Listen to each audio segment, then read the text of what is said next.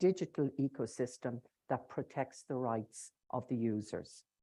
Our speakers will address 3 questions in the main, and looking at these questions from their particular perspectives. The first one, the benefits and responsibility of Europe and Ireland's role in the global digital ecosystem.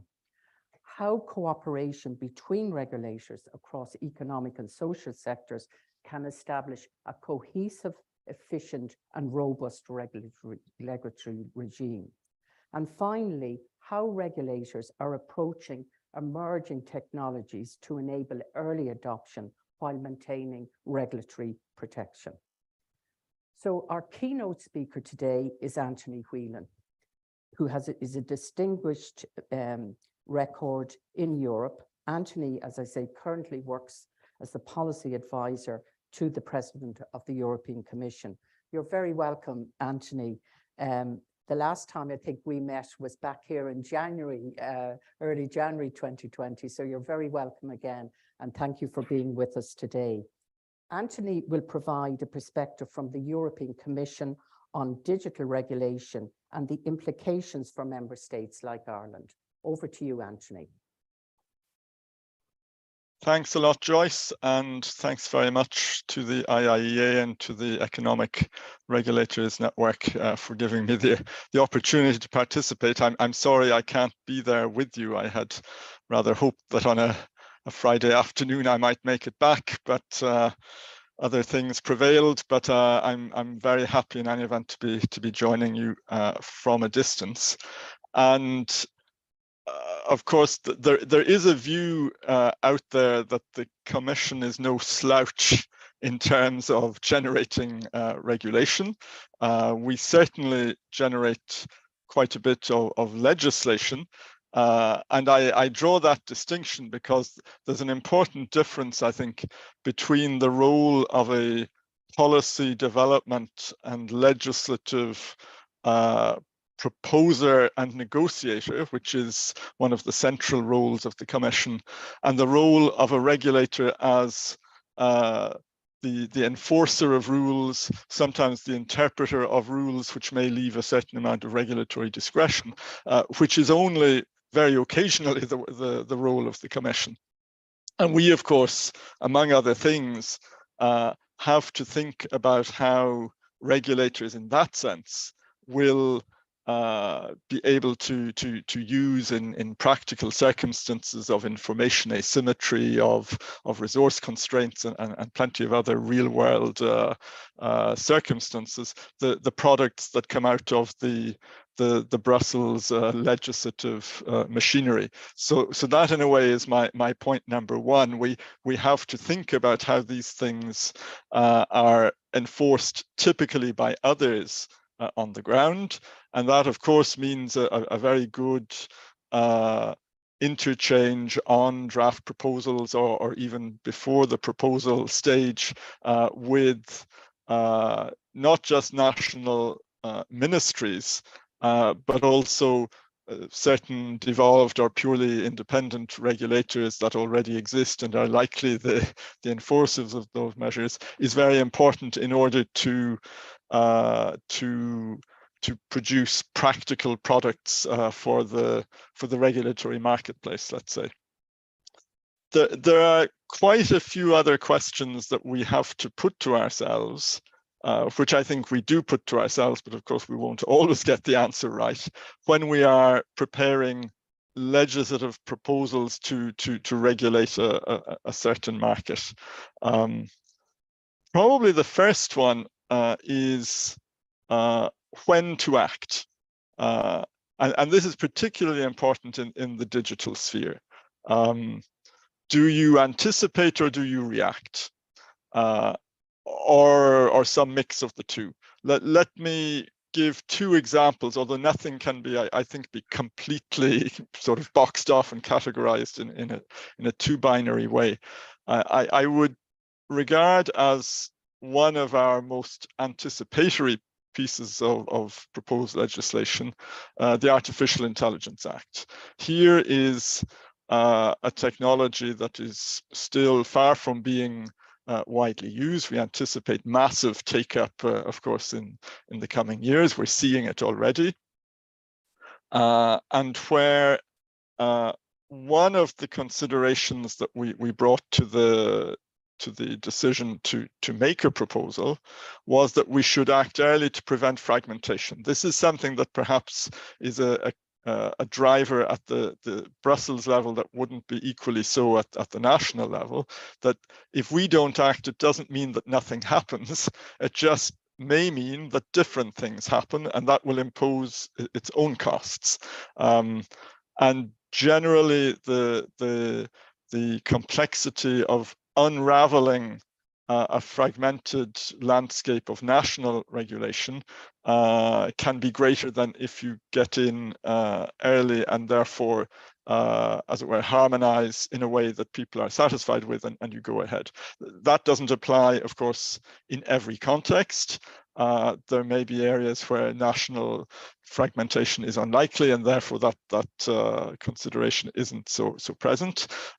Another thing to bear in mind in AI, and it will probably be true in a number of digital fields, is that anticipation did not mean that we were acting in an empty landscape.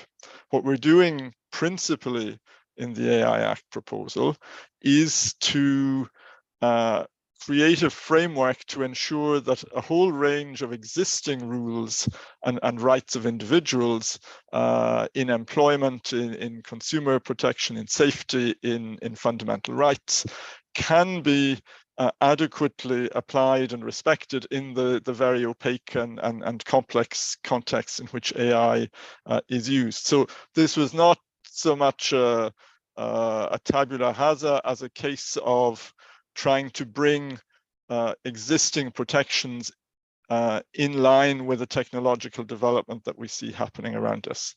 But of course, the more you act in anticipation, because there's still quite some measure of anticipation there, the more you must keep an eye on the innovation effect and on designing rules which are, let us say, open to different forms of application that comply with the objective, but which nonetheless allow a wide space for technological development and innovation, which we hope we have got right.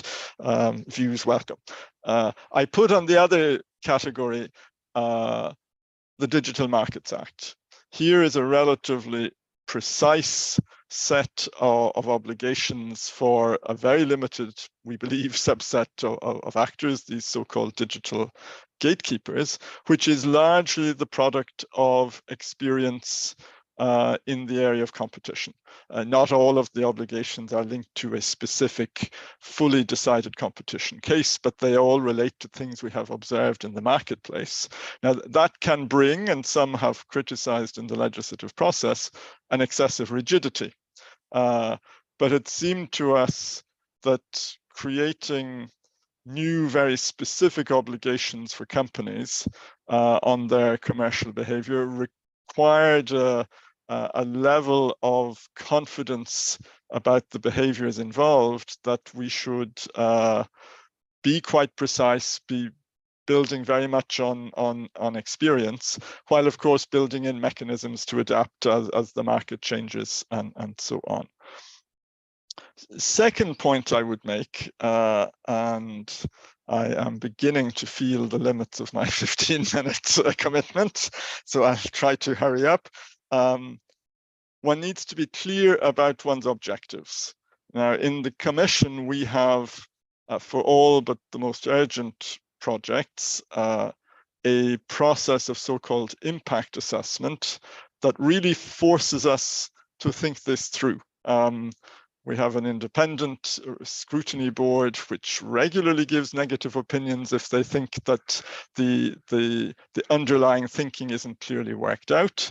And what it basically requires us to do is to clearly state our objectives, clearly identify those who will be affected for good or ill, and the relative impacts in whatever way you can weigh them, and to then reach conclusions on solutions that adequately balance the different interests of consumers, of SMEs, of bigger industry, the environment. It will depend obviously on the subject. That is a very rigorous and ultimately useful, even if sometimes slightly resented, constraint on the way that we design our proposals.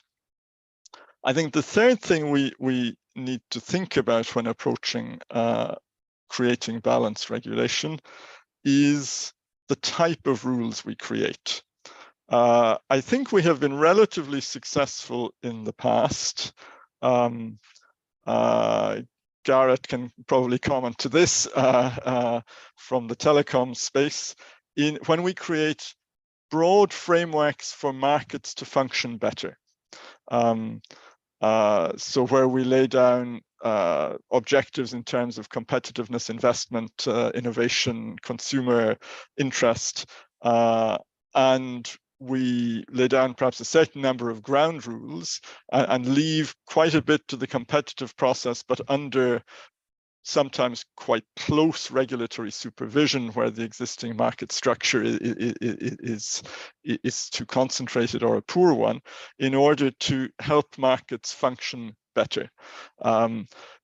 That may work for a long time and then suddenly not seem to work, which is why, for example, the 20-year success of our energy market framework is now leading to very fundamental questions about market design, because when suddenly gas is in the stratosphere and you have far more renewables than you were planning, or at least as you were dealing with 20 years ago, the way that creates incentives and delivers outcomes for consumers may differ from the optimal.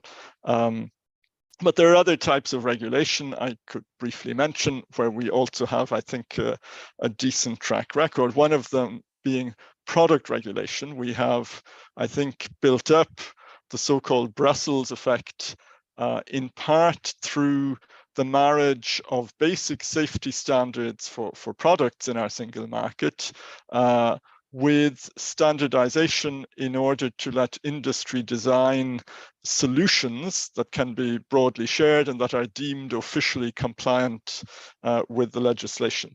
And that's an approach we see also moving increasingly into the security space. In our probably latest production, the Cyber Resilience Act of September, we basically propose a product regulation approach with standards for the cybersecurity of digital products, which is, I think, so necessary given all the current threats. Two more points I will mention in this Rubik's Cube of issues. One of them is what I would call the level of prescription of the rules that we design.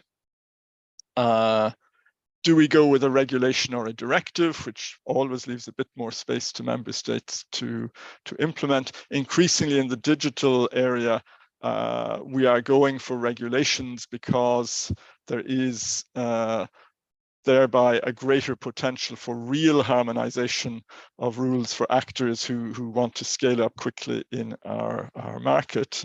But that doesn't mean somehow that a regulation is much more prescriptive than a directive. We have, for example, some areas of what one might call principles-based regulation. That is in part the case, I think, for the GDPR. I see if Cian shares that view, and that there are some, clear, hard and fast rules, and then there are more open textured concepts like privacy by design, how you conduct a data protection impact assessment, which involves a lot of contextual reading. That's probably similar to what we are doing in the Digital Services Act with some of the broader obligations of the very large platforms on general societal accountability of what they do beyond specific takedown of illegal material. And it's true as well in the area of net neutrality, which was very much sold as principles-based regulation. Now, one thing I'll say in passing is that principles-based regulation may be better for markets that are fast moving, where you can't anticipate everything, or where contexts may vary very differently, very widely. But it can also lead to surprises. We went through years of negotiation on both net neutrality and then on the BEUC guidelines on net neutrality. And we're nonetheless, I think all of us, somewhat surprised by the Court of Justice's interpretation of it on one key point, I think, in the course of last year. So that is, as it were, a danger that comes with the method. The final thing I'll mention, and this is really then handing over to the regulators, is the enforcement approach. In the internal market, because the Commission is small and collectively the member states' workforces are big, and where national autonomy is cherished, we have typically functioned with rules being set at the union level, but being enforced at the national level. And one often has the discussion in the internal market, do we use the country of origin regulator or the country of destination, which can mean, if you are active in many countries, that you are subject to up to 27 different regulators. The Commission has typically favored the country of origin in digital areas, but has occasionally volunteered to enforce itself. The Digital Markets Act was one such example. As it happened, for reasons that may not be fully shared or appreciated in this audience, it was ultimately judged essentially by the member states that country of origin would not work for aspects of the Digital Services Act.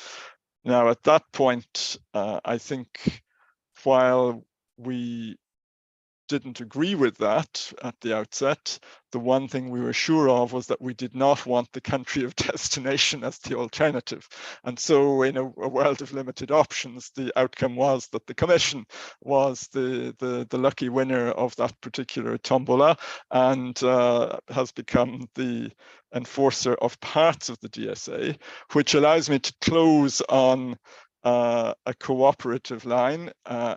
The Commission is only enforcer of part of it. So come what may, we will be working very, very closely with national regulators, and I would think among them certainly those in Ireland who will be given that competence on all the rich questions that the DSA and indeed the DMA will throw up. With that, I think I've overstayed my welcome, and I'll shut up. Thanks very much. Thank you very much, Anthony. You certainly haven't overstayed your welcome. You've given us a very clear understanding of actually how the Commission approaches areas.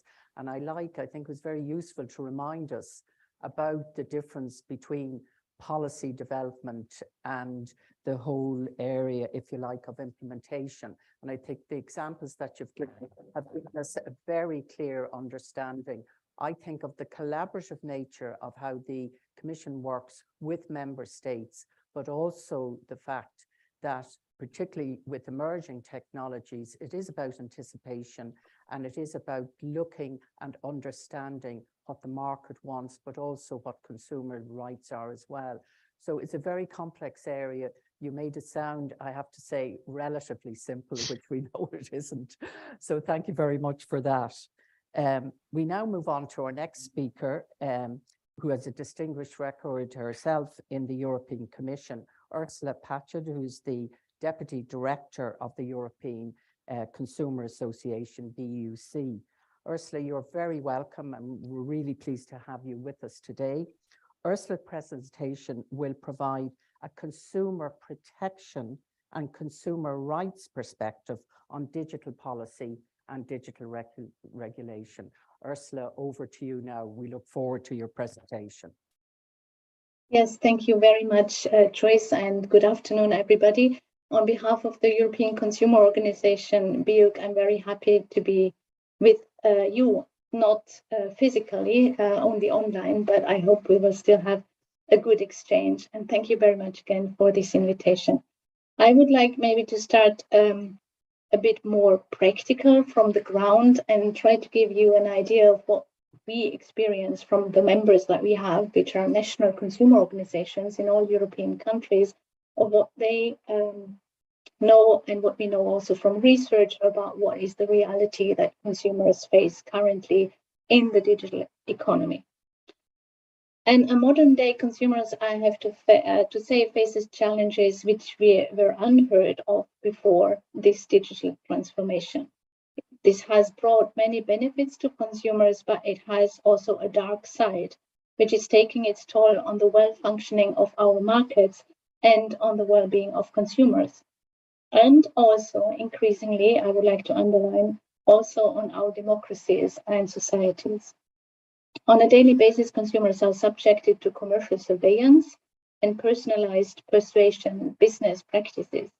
Their experience with digital services is tailored to maximize their engagement by algorithms that have access to their entire digital footprint, from family photos to search history. The time spent online is being artificially inflated. Particularly teenagers and young adults suffer from addictive behavior and are too much and too longly exposed to harmful content. Products and services that are offered are often personalized nowadays, and consumers have to pay maybe not the same price as their neighbors do, depending on their online behavior.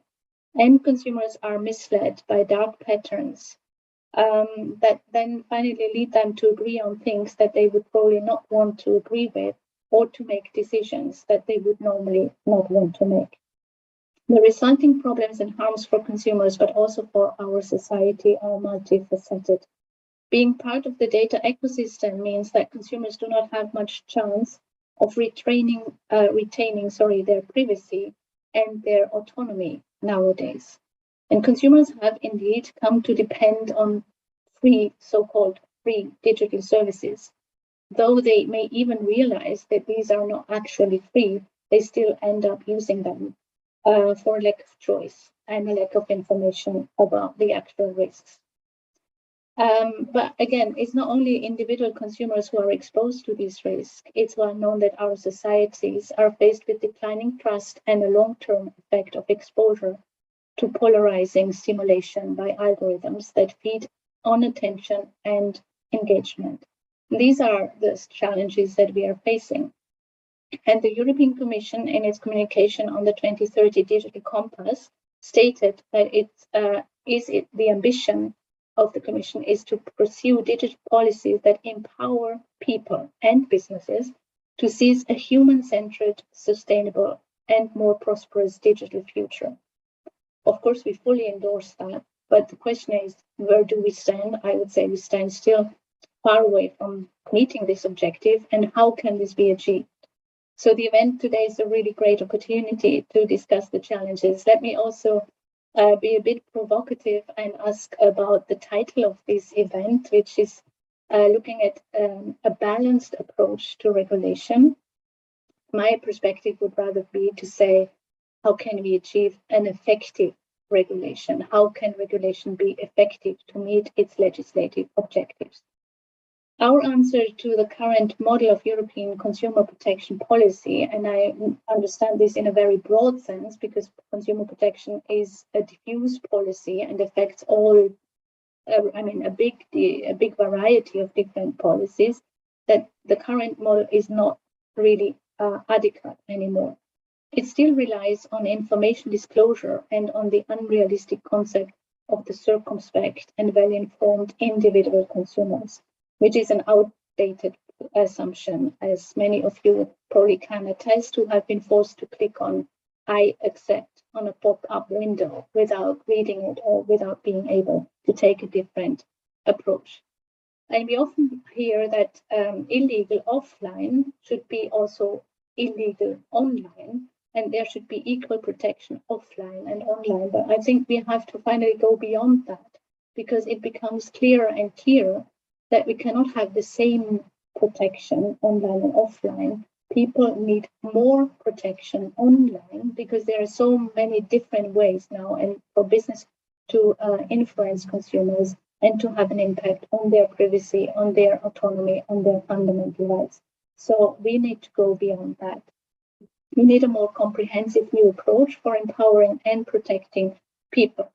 Now, the European Commission, and we have heard Anthony, has launched a series of new legislations in the digital sphere, which I have to say we really very much welcome. We welcome the Digital Services Act, the Digital Market Act, the AI Act, and the and the Data Act, just to name the most pertinent pieces from a consumer point of view.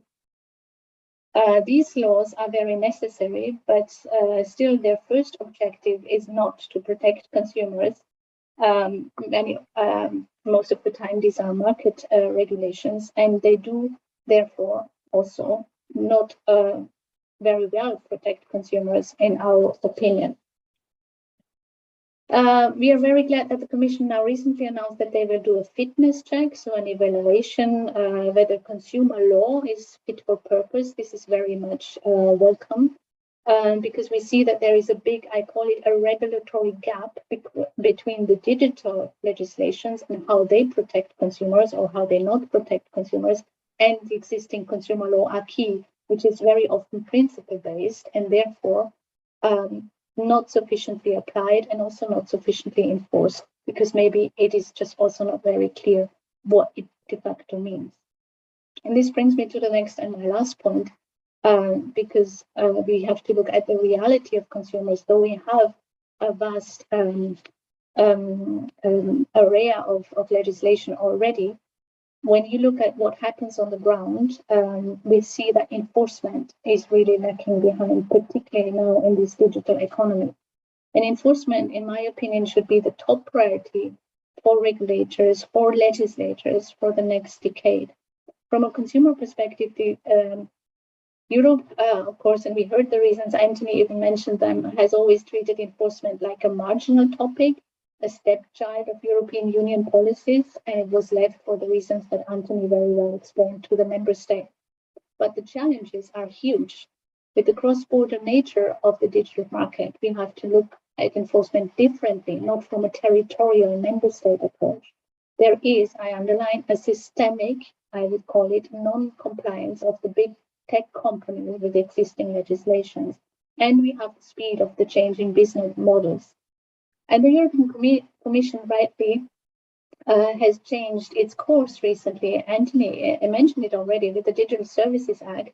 We have a big part of that piece of legislation dedicated to governance and structure and of enforcement. We have the European Commission partially responsible for enforcement against the very large online platforms. And we have the DMA. But there are also other problems of the data and platform economy, like that infringements are often multifaceted. Interdisciplinarity of enforcement is absolutely necessary because business practices, they do not stick to the silos of certain laws or to the silos of enforcers or the respective enforcement networks. These practices that we see, they often infringe multiple laws at the same time, but the reactions that we see are not sufficient in that regard and to address this interdisciplinarity. And then with the country of origin principle, authorities become interdependent. If one authority does not act, all European citizens, all European consumers will suffer. And that is a dimension which I think needs to be very thoroughly discussed. And the final point on enforcement that I would like to underline is that we will see a big challenge. We see it already now about the funding of enforcement. I think we as democracies, as societies, we need to decide what is it worth to invest in enforcement structures. Do we want to be credible? Do we want to, Anthony mentioned the Brussels effect, is that still credible if, on the other hand, these new laws, DMA, DSA, the GDPR, etc., that cannot be properly enforced? So I think this is very important. My last point is about the solutions. So what do we see as solutions? I mean, there would be many things to say. I focus on 2 or 3. We need strong European solutions in effective enforcement. I think we cannot avoid a discussion about more centralized enforcement that we need if there is European-wide infringements and infringements by big companies. It's really necessary to learn from the GDPR experience, which in the big cross-border cases, and I would say due to the country of origin principle, has not delivered. We do not see the necessary protection. We do not see the fundamental rights to privacy and data protection respected by the big tech companies today. And we need to discuss who is in charge. Is it the European Commission? Do we need more nuanced solutions with a split of competences between member states and the European level? Competition law could be a source of inspiration. As you may know, that the Commission has exclusive competences, but without precluding the member states in case Commission does not act. We have seen that recently in the Facebook case taken up by Germany. And my very last point, if I have still 1 minute, Trace, I would like to give you an example just to illustrate what I'm talking about. Since many years, our organization, BEUC, we work together with our members at the national level to take forward enforcement cases. We do that and call it coordinated enforcement. So cases are brought to the authorities in a coordinated manner by consumer organizations. And in 2021, we made an examination of the practices of TikTok, the video sharing platform, which is based in Ireland, in the headquarters in Ireland. We found a variety of infringements, starting from consumer law, unfair contract terms, problematic virtual items policy, hidden advertising, etc. We found infringements of the GDPR. We found infringements of the Audiovisual Services, Media Services Directive. So a variety of infringements. We address the respective networks of enforcers. And I mean, I would like to go into detail, but just to say on the side of the protection of children, in particular because they are the main users of that platform, we found that TikTok really is failing to use the respective due diligence to protect children from inappropriate content, such as videos showing suggestive content, etc. So now, nearly 2 years later, what has happened? The Consumer Authority CCPC network reacted. So we will see a few improvements, not sufficient from our point of view, but still there will be improvements. We are still waiting for action on the GDPR. There is a case pending, an investigation going on. On the Audiovisual Media Services Directive, I have to say that we found out that unfortunately the respective law had not been transposed. Unfortunately, the respective authority, which is the only one in Europe in charge because of the country of origin principle, had not been established yet, though the timeline had been passed for the transformation. And we discovered, unfortunately, that there is no responsible authority in Europe to take up the case. And this is how Europe today protects its consumers and protects its children in the digital economy. There are other examples. We are having a case that is since 4 years pending for GDPR infringement against Google. 4 years, people are waiting for a decision. So to conclude the question about the balanced approach, I would like to turn it around and say, how can we talk about balance when we first see that the existing regulation is not sufficiently applied and not respected and not sufficiently enforced? So I think we need to talk about regulation that is fit for purpose, that can be enforced so that consumers are protected, but also a fair marketplace where particularly SMEs can deliver services to consumers and be innovative. Thank you very much. Thank you very much, Ursula, and a very clear view from the consumer's side and needs and protection. I think you've made a passionate plea for looking, as you say, for effective regulation and looking also at the needs perhaps when online and offline, that online needs more protection, and the raising of awareness and also the need for enforcement. But if you're having that enforcement, that there's a lot of resources given to that area and acknowledgement of it. You spent a fair amount of time talking about those solutions, and we may come back to those in the questions, Ursula, but you talked about a more centralized enforcement and really asked a lot of questions, serious questions around that area, and gave us good examples. So thank you very much for that. And we look forward to taking up some of those points in the in the questions. So thank you very much, Ursula. We're now coming back to Dublin, and our first speaker here is Una Fitzpatrick. Welcome back to the IIEA. Una and myself were commenting over lunch. That's the first time we've met in person. We've met several times on Zoom, and that has been a real pleasure, Una. Una is, as you know, is Director of Technology Ireland and is a member of the board of Digital Europe. She's worked extensively within the knowledge economy here and in Europe. And Una will provide now a business perspective, looking on business, on digital regulation and the importance of Ireland being a regulatory hub as well as a business hub. Over to you, Una. Thank you very much. Thank you, Joyce. Good afternoon, and thank you to the IIEA for inviting me to speak at this event. Just to introduce myself again, my name is Una Fitzpatrick, the Director of Technology Ireland, the IBEC trade association that represents Ireland's technology sector. Our membership is made up of the leading Irish-owned and FDI players in the Irish tech sphere. Technology Ireland recently launched its new 4-year strategy for the sector. Technology has changed the way we live and has kept us connected, productive and efficient over the last few years of crisis. Throughout this turbulence, the sector has continued to innovate. As people adapt to technology and the benefit it brings to our lives, the approach to governing our sector needs to remain agile.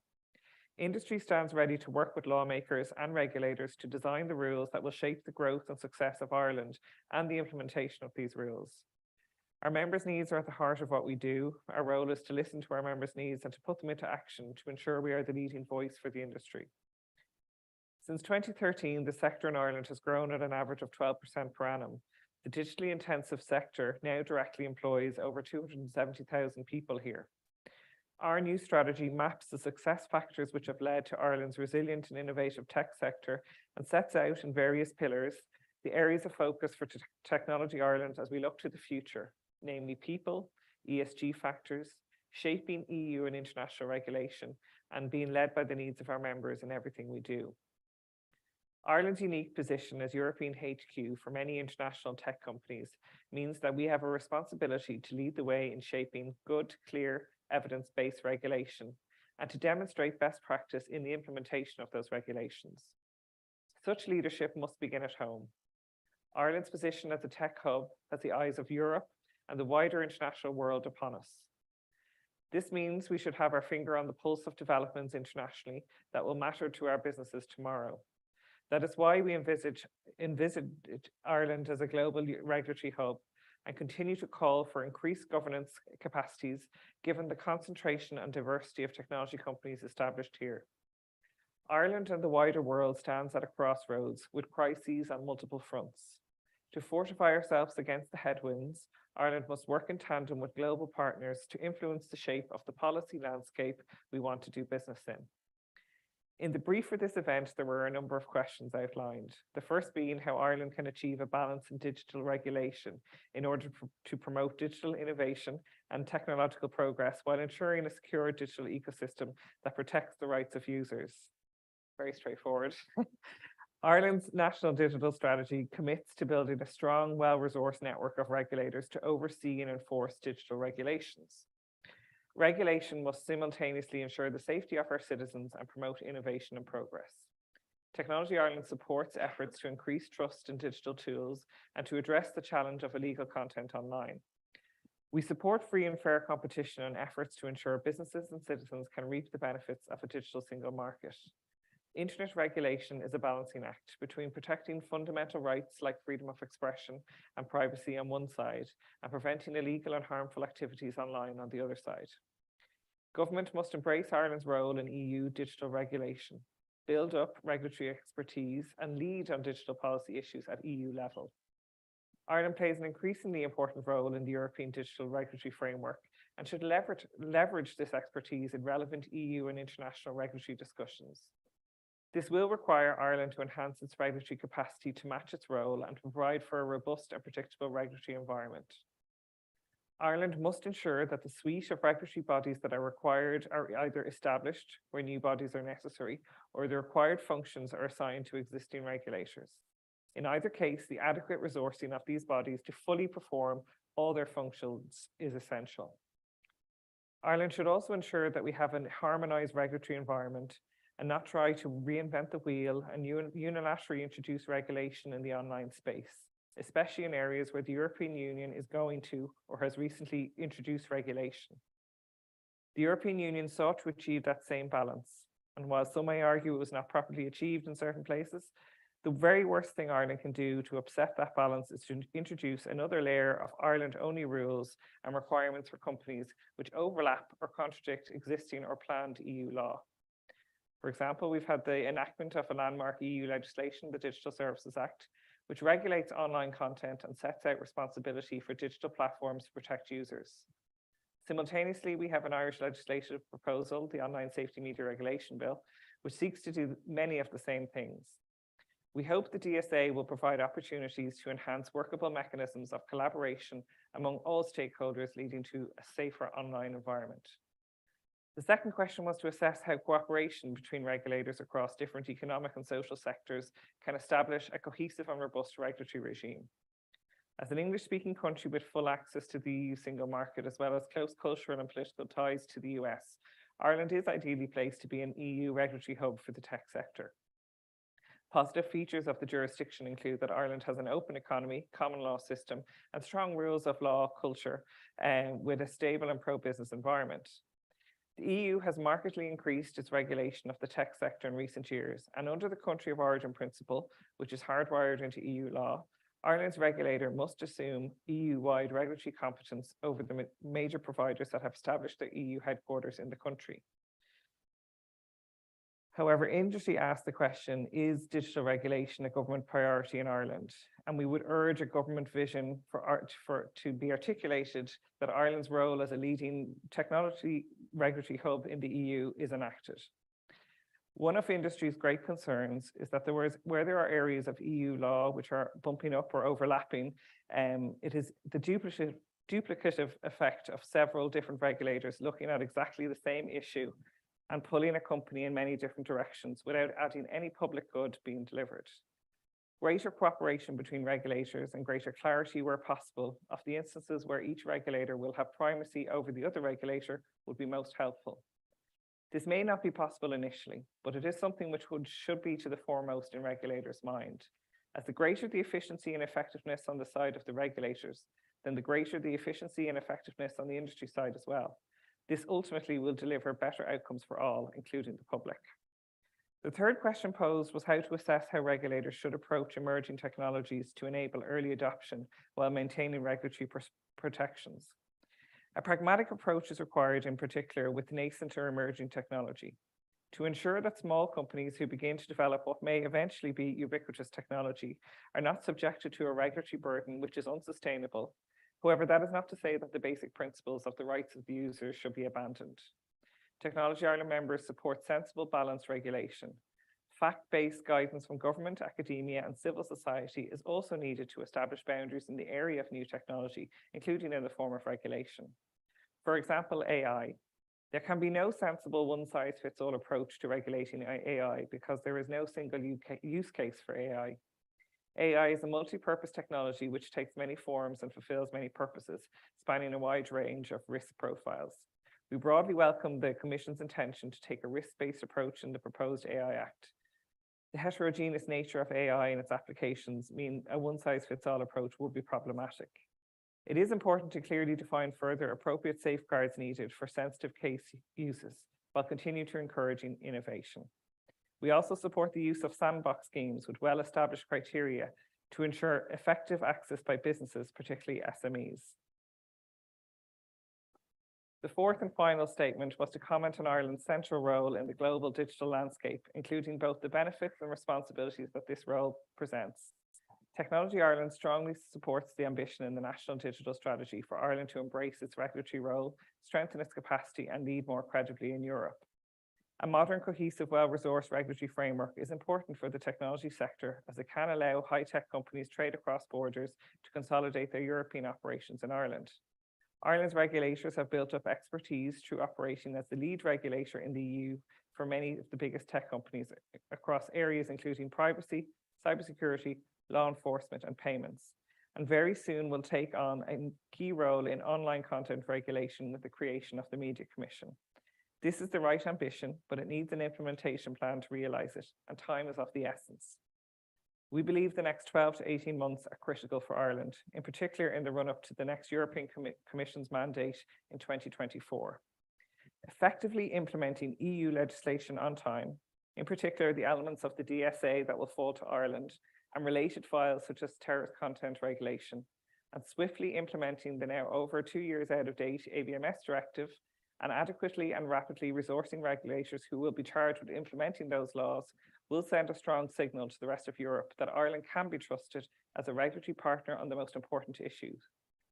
There are a number of voices around Europe who, for their own reasons, are more and more vocal about Ireland's perceived failings in the digital regulation space.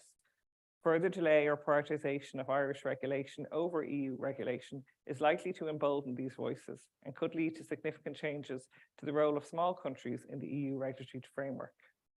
There are challenges to the important role that Ireland plays in digital regulation for Europe. Ireland can and should be a strong voice in Europe for a balanced approach to digital regulation. It must work with like-minded governments to promote principles and defend priorities such as the country of origin principle. Thank you for your time this afternoon, and I look forward to the discussion that will follow. Thank you very much, Una. I think you've given another impassioned, presentation on Ireland leading the way and having the capacity to take this role in terms of the regulatory space. And I think you've set out the importance of that vision, but also the need, if you like, for for funding, harmonization and cooperation, working with others, and asking the question for the government, is regulation a priority? What has been our track record on that area? And I think that's really important question. We may come back to it. I think your point about emerging technologies is really well made, because they're changing all the time. We need to be agile, but we also need to ensure that not only the big tech sector, but the SMEs can respond in a timely fashion.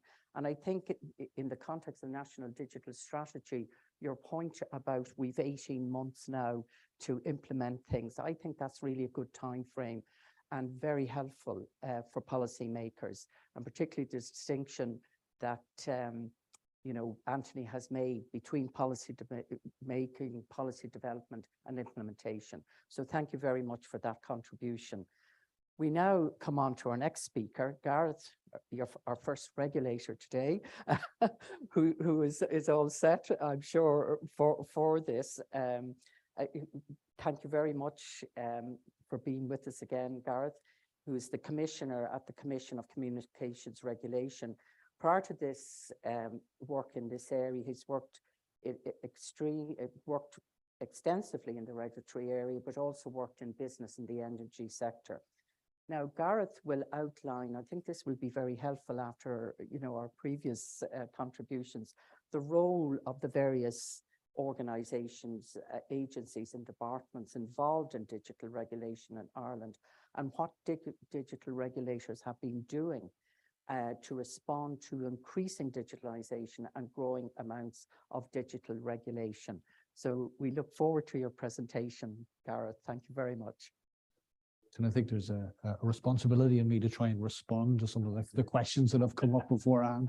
So I have a couple of slides that'll just try and sort of steer me through that. The first slide coming up then is just to talk, and I think you mentioned that, Joyce, in your initial talk is about the digital framework and the government policy.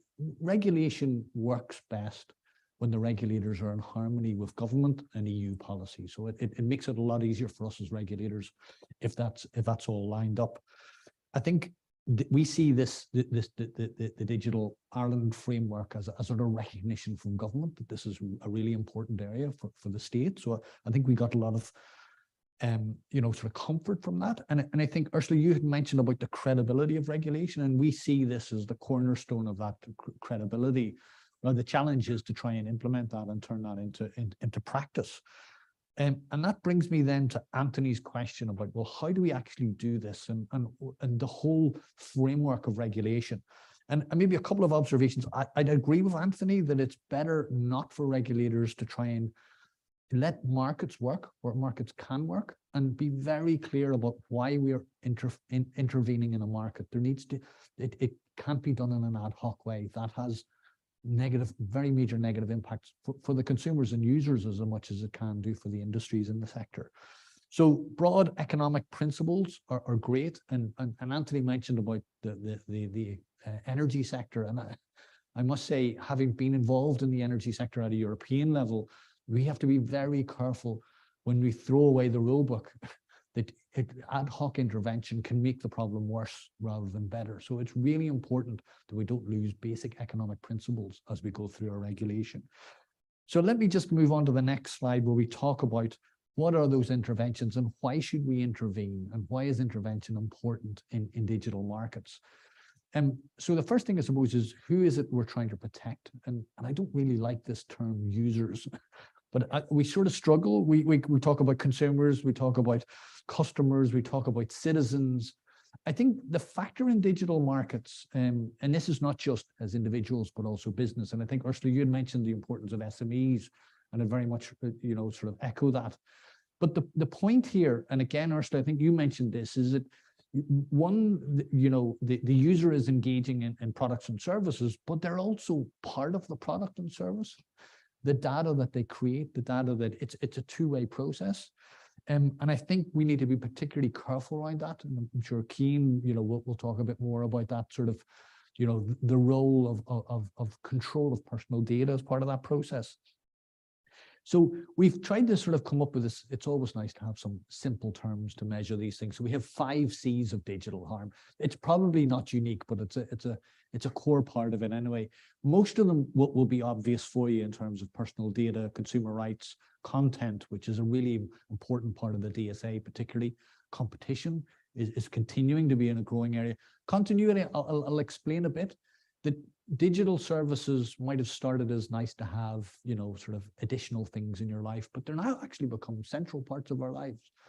My daughter lost her phone yesterday. She's going, but Dad, I don't have Google Maps. I don't know how to get anywhere, So continuity is about ensuring that these digital services are reliable, that they can actually, as we start to build our lives around these digital services, this is not just reliable from the content providers, but actually down to the broadband itself, the various channels.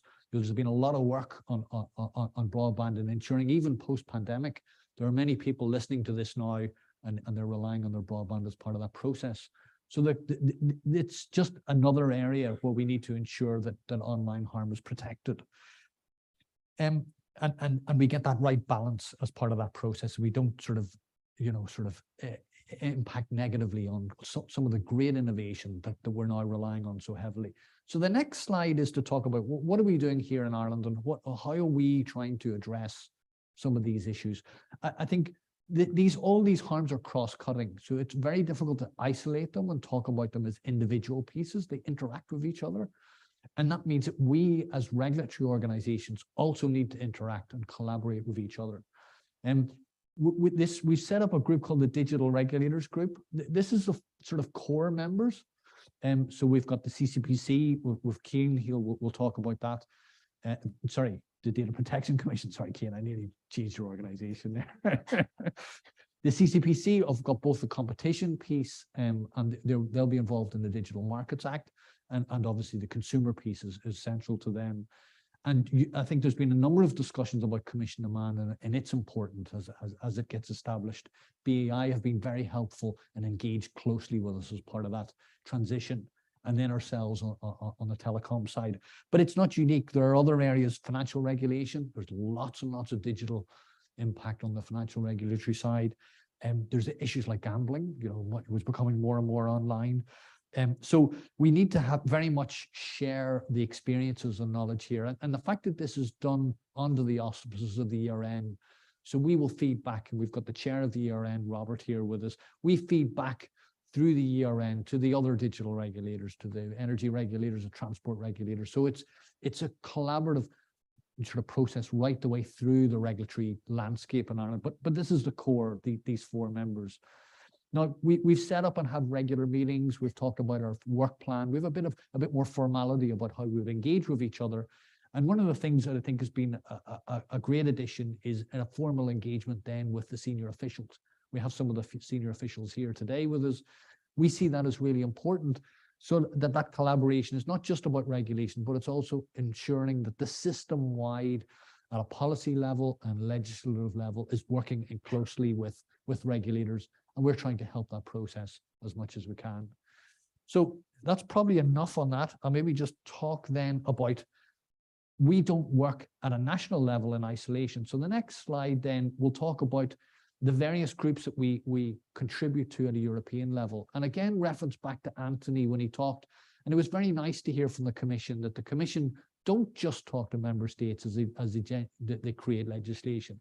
And we really value the fact that they actually come back to us as regulators at a European level and seek our input, because in the end of the day, we're the ones who have to implement this. We're the ones who have to enforce it. So it's really good at a European level that we're engaged early on in that process. But there's a responsibility on us as well then, is to make sure through our respective organizations that it's informed legislation implementation. And obviously the Commission are a key part of that process as well. The next slide talks about, and Anthony mentioned specifically the Data Act and the AI Act. There's a whole raft of new acts coming, and they do interact. And I think this goes back to a point that you mentioned earlier, Una, is how do we make sure that these aren't each in isolation and ends up with a raft of what might be perceived as bureaucratic processes, so that we can try and share and collaborate as regulators. But we do need to make sure it's enforceable, and we need to make sure that we will be tested possibly in court. We need to make sure that our enforcement is robust. I think it's interesting, that it's important also that we reflect in the Irish system was probably not wholly unique, but it is different to many places in Europe, that we have a common law system that has a certain level of due process and protection built into it.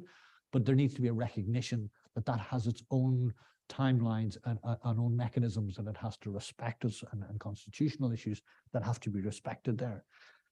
So that just gives a flavor of some of the areas coming up. I think generally as regulators, we like to come at this not looking in the rear view mirror about all the problems of the past, but try and anticipate in a forward looking way about what's coming forward in this, and not to look at and anticipate harms of the future. The best problem for us is the problem that we never had because we solved it before it happened. That's what we'd like. It's a big aspiration, but that's what we want to try and deliver. And I think I'll finish up on that. Thanks. Thank you very much, Garrett. I think that's a very positive note to end on, to look at the future and learn from the past. But I think you've also reminded us very clearly that we operate in a market, and that's really important to look at that.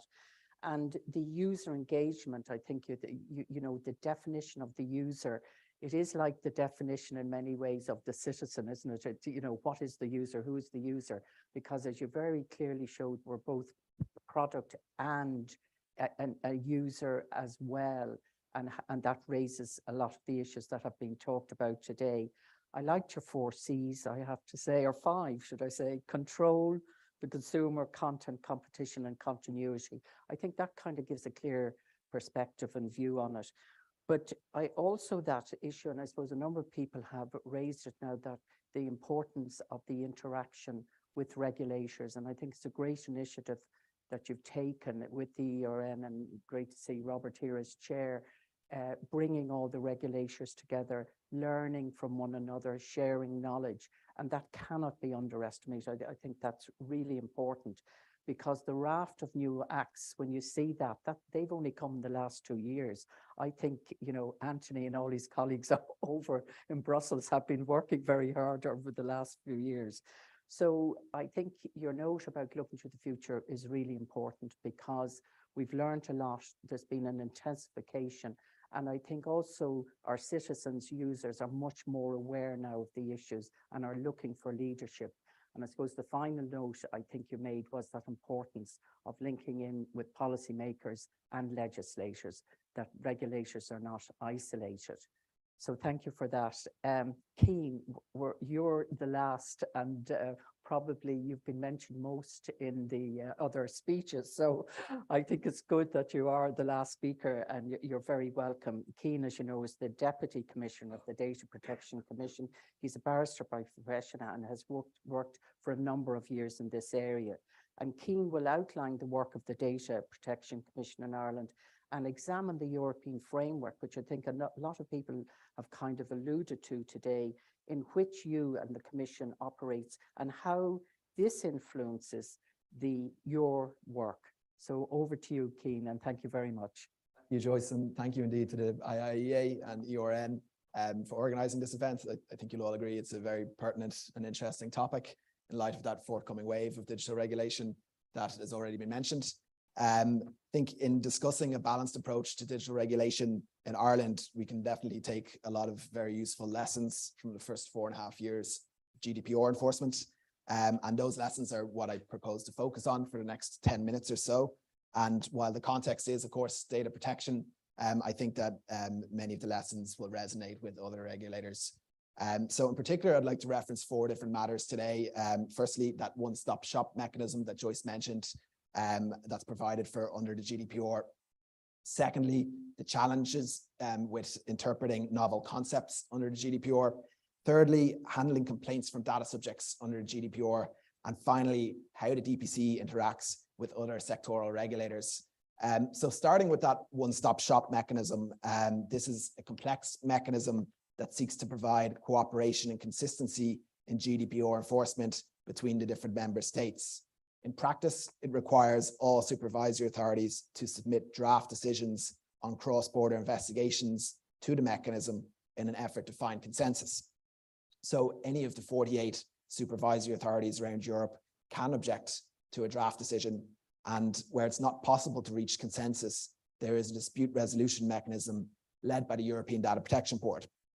As many of the large technology companies have their European headquarters in Ireland, it falls on the DPC in Ireland to bring draft decisions regarding those platforms to this co-decision-making process. So the DPC currently has 7 draft decisions on large-scale cross-border inquiries currently in the co-decision-making process. These decisions include matters such as Facebook's transfer of personal data to the United States, TikTok's processing of children's data, Instagram's lawful basis for its processing personal data generally, Yahoo's compliance with its transparency obligations, as well as a number of other inquiries. And as well as that, there are a large number of inquiries that are very far advanced and that are close to making their way into that co-decision-making process. So the 7 decisions that are currently in that co-decision-making process concern a variety of different types of issues under the GDPR, and some of them include proposed fines totaling hundreds of millions of euro. So in terms of how the process has worked so far under the first 4.5 years of GDPR enforcement, firstly, it's important to note that the DPC, like all other supervisory authorities, endeavours to reach a consensus position with the other 48 supervisory authorities. What we know so far is that the process is very much resource intensive.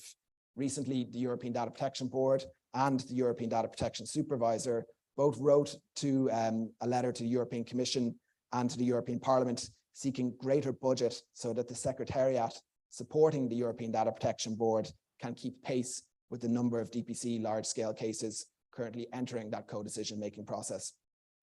It's also equally resource intensive for the various supervisory authorities involved, including the DPC. It's also very challenging to reach consensus in many cases, and this is something I'll touch upon a little bit later. But for those who are interested, the DPC's annual report for 2021 details the authorities that have objected on cases up until the end of 2021. In terms of the lessons that we can take so far from the process, the first lesson really is that any uncertainty in the law is problematic for this cooperation and consistency mechanism. While the number of references to the Court of Justice of the European Union on data protection matters have increased dramatically in recent time, Most of the case law is still at member state level, and most decisions by authorities under the GDPR do not route through this consistency mechanism. So supervisory authorities are understandably anxious to ensure that decisions are consistent with their own domestic case law and also with their own positions that they've previously taken. However, this does create conflicting objections in many cases, which elongates enforcement and makes it very difficult to reach consensus in some cases. For example, from the DPC's perspective and experience, it is common to receive objections on draft decisions from different supervisory authorities which contradict one another, and not just the DPC's decision, and which put forward opposing views as to the correct application of the law. And such conflicting objections inevitably lead to the dispute resolution mechanism. In terms of providing a solution for this challenge, I think that certainty in the law will help to bring consensus. Naturally enough, this certainty will come from CJEU decisions, as well as decisions from the dispute resolution mechanism. And it's important to note that the dispute resolution mechanism is part of that one-stop shop process, and its use reflects the novel and complex issues that we're dealing with. The application of the GDPR is largely untested, and the first big tests are going to be in this Article 65 process, as they have been so far. And using the dispute resolution mechanism doesn't mean that cooperation has failed. Rather, it's a way to find a resolution. For example, a good example of that is the Data Protection Commission's WhatsApp decision, the transparency decision. This decision contained a €225 million fine, as well as a very significant order requiring WhatsApp to bring its processing into compliance. And this decision was subject to a binding decision regarding how fines must be calculated by supervisory authorities. This has brought welcome clarity to an important provision of the GDPR, which has been consistently applied by all supervisory authorities ever since. Collaboration early on in cases of strategic importance between supervisory authorities will also help to bring that consistency and help to speed up the process. This brings me nicely onto the next set of challenges that we've encountered from the first 4 years of GDPR enforcement, and that is how to go about interpreting novel, principle-based legislation in the absence of binding judicial authority on core concepts. When interpreting provisions of the GDPR that are without clear judicial precedent, regulators are left to interpret the law in a manner which best secures the effectiveness of each provision in light of its objectives. The challenge of this task cannot be understated, having regard to how the GDPR is principles-based and seeks to provide a mechanism for balancing competing rights. The GDPR does not contain prepackaged answers to the thorniest questions relating to issues such as targeted advertising, whether anonymity on the web should be preserved, or how to secure global data flows that safeguard personal data while also allowing proportionate access consistent with national security requirements. The list really goes on. Again, in terms of bringing a solution to this interpretive challenge, I think that regulators must embrace their role in bringing clarity to the law and raising awareness of the obligations on regulated entities. The DPC recently published its decision regarding Instagram's processing of children's personal data, which again included a €405 million fine and also included a very significant order requiring Instagram to bring their processing into compliance.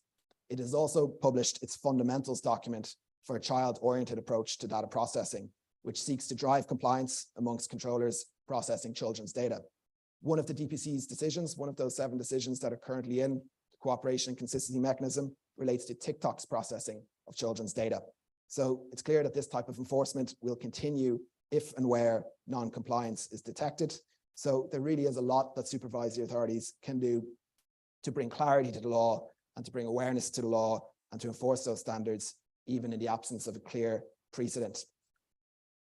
The next point I'll mention briefly is complaints. And I think that in terms of a data protection regulator's handling of complaints, this is really crucial to providing a balanced approach to digital regulation.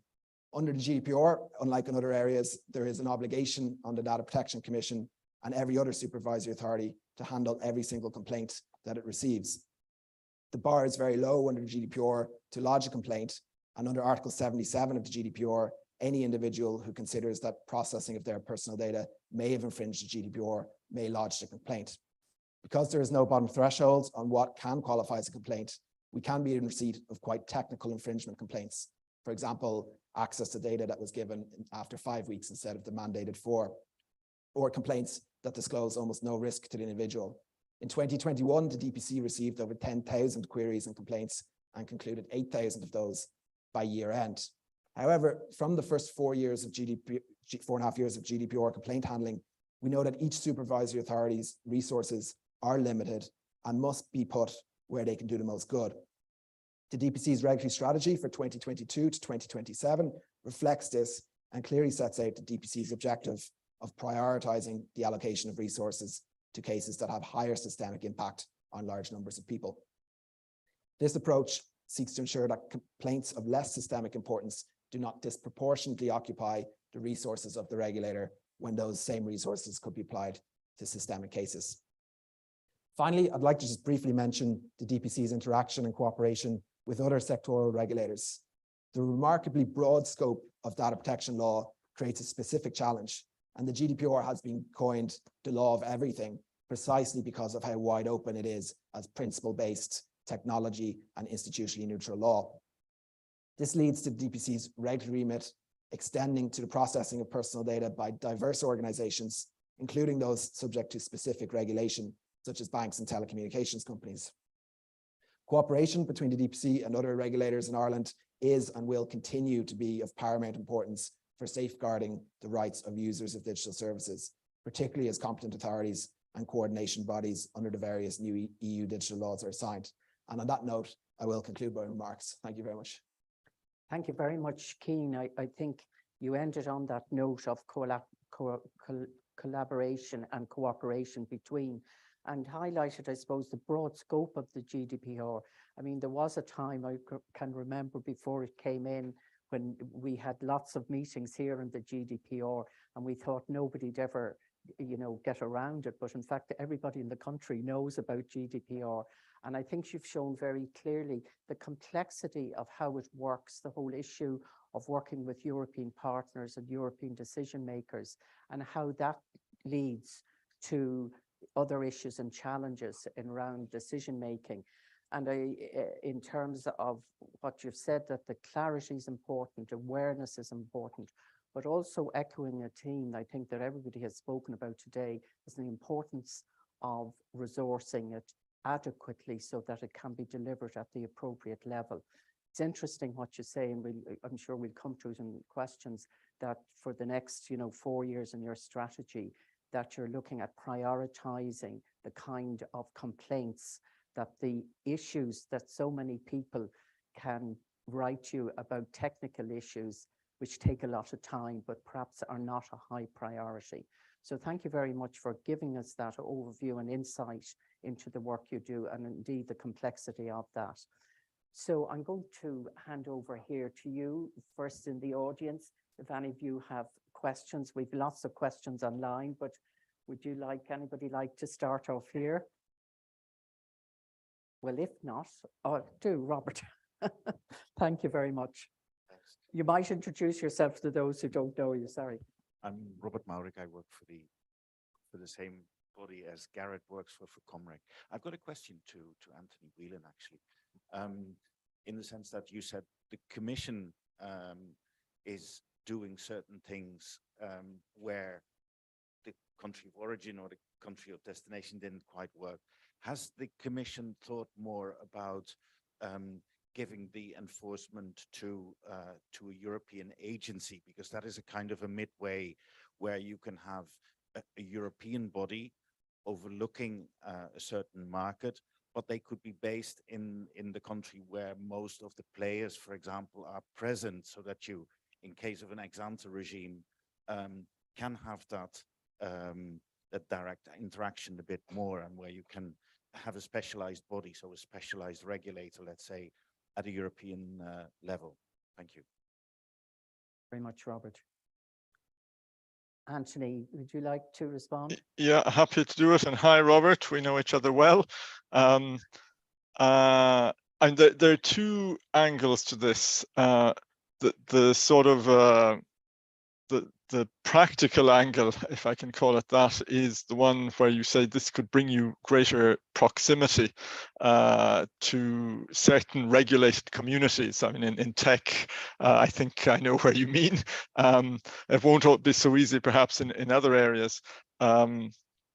And in fact, I think I saw Jeremy Godfrey put a somewhat similar question to me in the chat.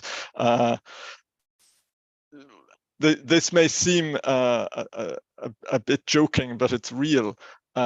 At the stage of designing an agency, you never know where its seat will be established. And the process by which this is done is one that makes even Bismarck's reference to sausage factories probably pale by comparison.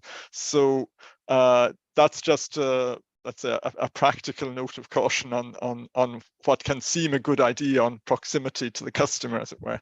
There is a bigger principled question about how we organize enforcement institutionally. There are indeed ways in which you can give decision-making powers to a European level body other than the Commission. I mean, Cian has outlined a bit the quite complicated workings of the EDPB, but agencies that direct decisions not to their members, meaning to national regulators, but directly to regulated entities is, I think, something that is institutionally quite complex without going into all the legal stuff. Even in the banking area where we have banking authorities, insurance, and there's a third one on financial products. The decisions are always, if I'm not wrong, formally taken by the Commission, even though they're prepared by the body. So you get into new levels of complexity if you design that sort of solution, but always open to new ideas. Thank you very much, Anthony. Would any of the rest of the panel like to come in on this? If not, I've a question over here. Thank you very much. Hi, thank you very much, and thanks very much for a very interesting panel discussion. Just on the point just raised, I remember that Ireland's initial response to the European Commission's consultation on the Digital Services Act was a proposal for an EU agency on that. So that's an interesting point of note. But my question is in relation to something that Anthony raised, which is that distinction between legislation and the application of legislation, the actual application of regulation. And while the legislation itself may be harmonious in what it requires, the application is another matter. And I'm just wondering, what does the panel think are the biggest factors in disharmonious application of regulation on an EU basis? Is it culture? Is it capacity? Is it administrative law differences? I'm just wondering what the perspectives are of the panel. Oh, yes, sorry. Cian Shanley from the Department of Media. Very much, Cian. Yeah. Anthony, do you want to start off and we'll move then to the rest of the panel? Okay, I'm probably the least well placed because I'm precisely most of the time not involved in the application, but I have witnessed it with Garrett, Robert, and colleagues in the BEUC functioning in my former life. I think there is certainly a cultural difference. I could see, if you like, geographic differences when BEUC was devising its guidelines on net neutrality, which I referred to earlier, different preferences on just how pure was one's understanding of the openness of the internet or of non-discrimination relative to openness to so-called innovative commercial practices in that space. So culture is certainly part of it. Capacity is certainly part of it. I mean, this is true not just in regulation, but across the board in European policy. If we only take a quite different area, the spending of European funds that are entrusted to national management authorities, be it in structural funds, cohesion funds, things like that. We have huge differences in what is called absorption capacity because of different levels, not just of numbers of people on the payroll, but of the actual skill sets and so on. So that's certainly an area where we would urge member states to invest more. And on legal differences, I will maybe pass this one to Cian, who I think hinted at it a bit already. The legal standard to which national regulatory authorities are held, whose decisions are challenged, can vary. So even though they're applying the same rules, even though they may be coordinating them in one or other European process, such as the DPB, they may have differing levels of legal risk to calculate for in deciding when they're ready to adopt a defensible decision. So I think it's clearly an issue as well. And then maybe to Cian. Ursula? Yeah, sorry, do you want me to respond? Yes, please. Yeah, happy to say, I mean, I think this is a very relevant question because indeed what we need is to think about how can we address what we currently perceive as very much complete fragmentation of the application of European law and the enforcement of European law. In consumer protection, you see different approaches by different countries, which may be cultural, but maybe also traditional in terms of how important consumer protection is seen also as a market policy or not, etc., etc.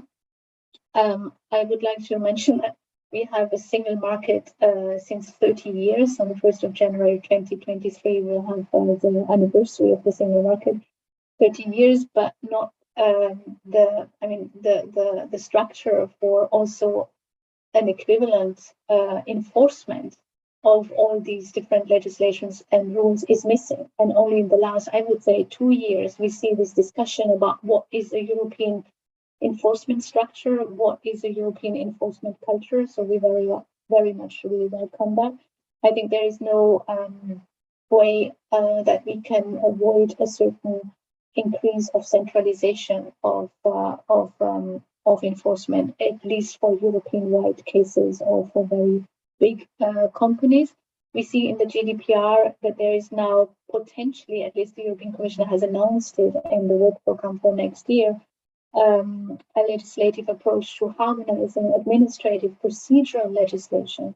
And I don't think that that will address the full problem of the, to a certain degree, I have to say, failure of the GDPR when it comes to fulfill its legislative objectives, but it should at least facilitate some of the problems that I think Cian has also very much described as divergent approaches. And it will help people because they will have probably more ideas about timelines and when their complaints will be treated. And my last point would be about minimum and full harmonization, which in consumer law is a very important question. For a long time, we have been in favor of minimum harmonization, which only gives a threshold to the member states, let them go above to better protect people or to regulate differently if the minimum is respected.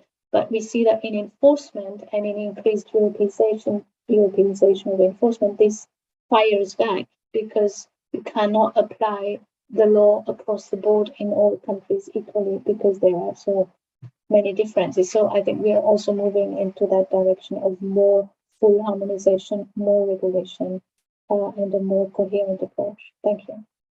Thank you very much, Ursula. Cian. Yeah, it's a great question. So I think one of the GDPR's greatest strengths is that it's principles based, but that is also something that creates challenges for harmonization. So let's remember, when interpreting European Union law, there's an obligation to interpret it in a way that achieves the effectiveness, having regard to its objectives. And naturally enough, in principles-based legislation, without much clear judicial precedent, different regulators and different regulated entities have different ideas as to how to interpret the law. Let me just give one example of this and how maybe we can solve that problem as well. And that's the WhatsApp transparency decision that I already mentioned, contained a €225 million fine, which grabbed much of the headlines but really more significantly, it contained a very important order, and it brought clarity to the law in terms of what's expected from regulated entities when communicating with data subjects and when providing them information. Just one, the transparency obligations under GDPR are spread out under 4 different articles and they're very detailed. Just one of them requires that, it's a very important one, requires entities like WhatsApp, like TikTok, like Google, to provide information on the purposes and lawful bases. And that particular provision doesn't go into much more detail, but I suppose interpreting that provision in order to achieve the effective of what it's trying to achieve. In the WhatsApp decision, the DPC very clearly set out that that requires entities to give that information on purposes by referencing the actual processing operations, what they're actually doing with the data. And I suppose that's a decision that went through that cooperation mechanism that I already spoke about. It's been through all the other supervisory authorities who've had a chance to object. And very significantly, following that decision, not only did WhatsApp comply with that order that required them to change their transparency information, but we saw a huge number of different controllers from all industries, including entities like WhatsApp and including entities from completely different organizations, changing their privacy policy, changing how they communicate with regulators. So I think, we have to remember, after 4.5 years of GDPR enforcement, we're still at a relatively early stage generally, but decisions like that WhatsApp decision, as well as decisions from the Court of Justice, which we really are waiting for, will bring a lot of very welcome clarity to the law and will help to bring that harmonization. But certainly I think the fact that the GDPR is principles based is the main challenge in terms of bringing harmonization around Europe, but there are mechanisms in place to achieve that ultimately. Garrett, thanks very much, Cian. So I think there's quite a few things to be mentioned already, but maybe just to come back to that resourcing question, I think it's not just about having armies of people, it's about having the right skills. And these are quite sophisticated skills that but it's really important that we can tap into those skills. That drives in some ways the culture of the organization as well. So I think that the point of culture is a really important one. And I think maybe part of that culture is a collaborative culture. So it's not just that an individual regulator looks in isolation at their own piece of legislation, but they think, well, how is this going to have an impact on other regulators and what they're trying to achieve? How does it work at an EU level? But actually, I think we need to think beyond that, because the companies that we're regulating in this space, they're actually global companies. So we've done a bit of work recently, sort of reaching out to regulators in the US, in Canada. So the Western world, I suppose, has a collective interest in ensuring that there's a regulatory framework here that works for citizens everywhere in the Western world. And I say the Western world because I think that back to the legislative frameworks and the basic norms that we have, are there, and the concepts of regulation are common. So I think it's quite important that we keep that collaboration. It's the best antidote to a sort of a mismatch of application, which I think will undermine the legislative sort of objectives in the first place. Oh, it's like music to my ears. So I suppose, listen, from an industry perspective, I think minimum harmonization, or just harmonization in general, is really what industry wants. As you can imagine, if you have to do business across 20 different member states and there's 20 different 7 sets of rules, it's very challenging. And I think what will be most effective ultimately for public good and for business is to have kind of certainty and that more consistent harmonization. And I fully agree. I do think it does come back to somewhat of a resourcing thing as well. And as you say, it's not just numbers, it's actually the quality of the skill set, and that's really what's important. Well, believe it or not, it's come to the bewitching hour. And unfortunately, I've lots and lots of questions. We could go on and on. So I'm really sorry that we've had to cut it short. And thank you so much to our speakers for your fantastic presentation, to Anthony, Ursula, Garrett, Una, and Cian. They were very, very clear and exposed a range of ideas. And what was really critical, I think, the learnings that you've got, the initiatives that you're taking, and of course the challenges. And the words that came through loud and clear were cooperation, collaboration, the appropriate funding of resources, and that skill set, that it's not all about money, it's how you use that money, who are the people, it is about the talent, the clarity of the law, how important, and the awareness and the learnings perhaps that we've come to from principle-based regulation and so on, that out of that we can develop things in the future. And I think the clear message also was enforcement. How are we going to do that appropriately? And I think from the consumer and the user and the business side, that collaboration, understanding of the complex nature of all of our involvement in this digital age is critical. So I really like to thank you all for bringing that complexity, if you like, and making it so simple and clear of what we had to do. I'd like to thank our audience for your questions. Sorry, I couldn't get to all of them, but time was the enemy here. And I'd hope to see you on Monday again, if you could come, because we've got a really interesting webinar with Cathy O'Neill on who wrote the Weapons of Math Distraction. All of us who are involved with maths will know what that was involved in. But really, she's going to look at some of the issues that were raised here today, the age of algorithms and ensuring flexible and explainable fairness. And I think that's obviously on the AI area. So we hope you'll join us today. But I'd like also to thank our team here at the IIEA. This hybrid event, I didn't realize there's so much preparation. So thanks very much to our production team, to Sarah Burke and Lorcan Mullally. And if I may, Lorcan is getting married next week, and I'd like to wish Lorcan and his bride Alice all the best and every happiness. And to Eva McCullough and her communications, and Tom Brien and the administration, and to Seamus Allen, our digital policy researcher, for all his hard work in getting this together. So I hope you've all a lovely weekend, and thank you again to all our speakers for a really memorable and powerful session. Thank you very much. Thank you very much. Bye-bye.